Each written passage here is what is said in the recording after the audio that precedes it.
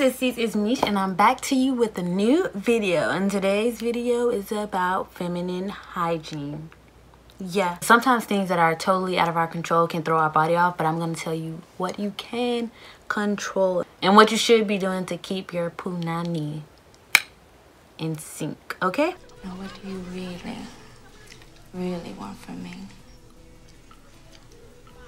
You want to smell my punani? Yeah.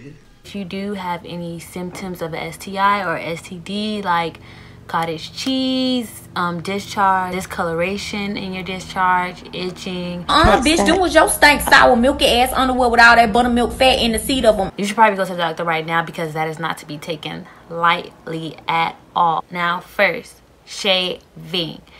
If you're shaving, you should always be changing your razor quite frequently. I recommend changing your razor head or razor at least once a week so that you are not causing yourself any infections like from the rust, or even nicking and cutting yourself on it and causing more problems down there. With waxing, gynecologists do recommend that you do not go fully bald, and if you do leave some hair down there, you should always be properly cleaning it. For all my gym goers or girls who sweat profusely, when you're involved in anything that just causes you to sweat a lot, you should always be taking a shower frequently.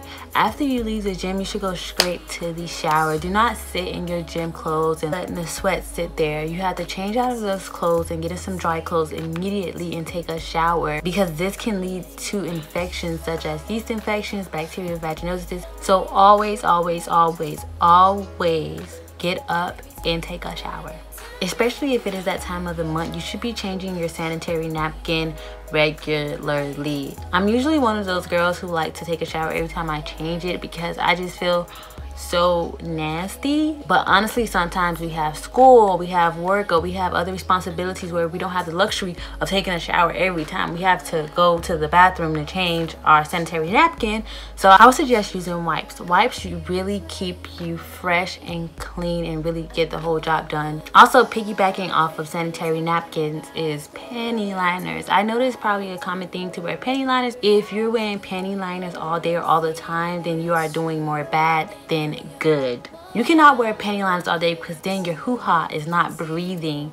It's basically just smothered, and that causes a moisture overload, and in that condition bacteria thrive. I would suggest either changing your panty liner frequently or going without it sometimes. Wear breathable underwear. If you're wearing thongs, lace panties, silk panties, satin panties, then you are basically creating a war zone for your box, okay?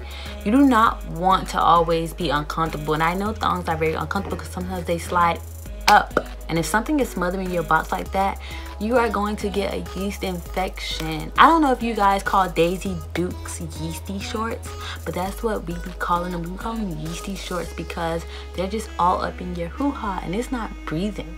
So always wear breathable 100% cotton panties if you can, and breathable clothes. Do not always wear tight jeans or tight Daisy Dukes and clothes that are just uncomfortable and not creating a place where your box can get some type of air and ventilation up in there, okay? Even if you can just go without wearing panties at all sometimes, like just free ball, that's good too, like at night when you don't really need panties. Okay, sis, just free ball it.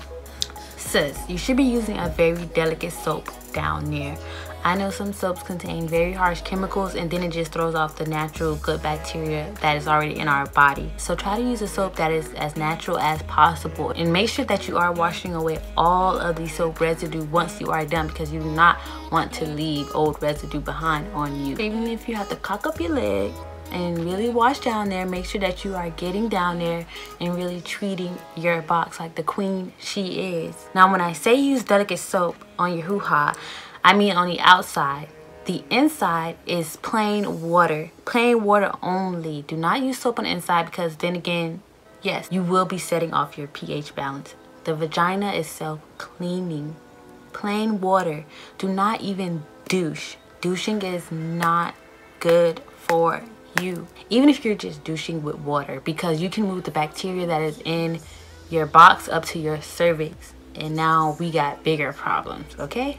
A huge thing that helps me are probiotics, okay? I have a probiotic supplement right here, and these are vegan capsules, so they do not have soy and all the other ingredients that may cause a hormone imbalance. There are also probiotic shots that you take in a liquid form, and you can just also get your probiotics from the food stores. And there are a lot of probiotics in yogurt. You can just eat a daily serving of yogurt every day and you should be good. And also, the more cultures that a probiotic has, the better. Like the capsules that I take contain 50 billion cultures, so that's good bacteria that is helping your body out. Boys, guys.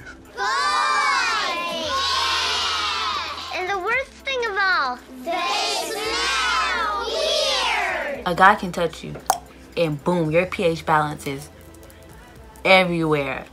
Like, guys will literally set it off. Just choose your sex partners wisely and don't change sex partners frequently. But if you are changing sex partners frequently, then just be careful, because we already have our own unique body odor and our own unique bacteria.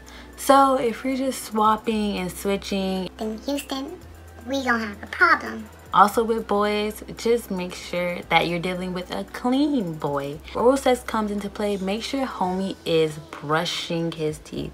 Make sure that he's not going down there with gingivitis or halitosis or anything of that nature, because that's bacteria in his mouth going on your hoo-ha. And we want to protect the box, okay, at all costs. Yes, it may be satisfying in the moment, but you will probably pay for it in the long run. And we don't want that for you. So coming up off of that, oral health. Your oral health plays a part in your vag health.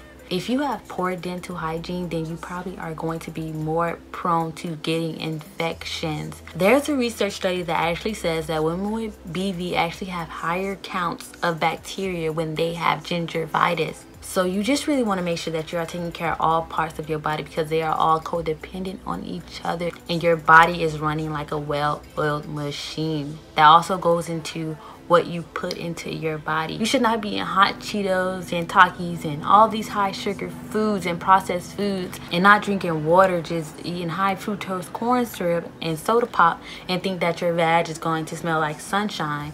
I know people think that pineapples will fix everything, but no. You actually should go the extra mile to be putting good things into your body and following a good diet. I'm not saying that you should be the poster girl for health, but just make sure that you are consuming a nice, healthy, balanced diet. Sometimes we don't even notice how much sugar can affect our body. Sugar can even affect the flow of your menstrual cycle. I know it's hard out here for a pimp. Coffee, yeast, dairy products, you know.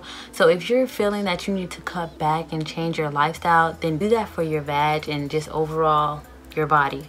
And lastly, the big BC, birth control.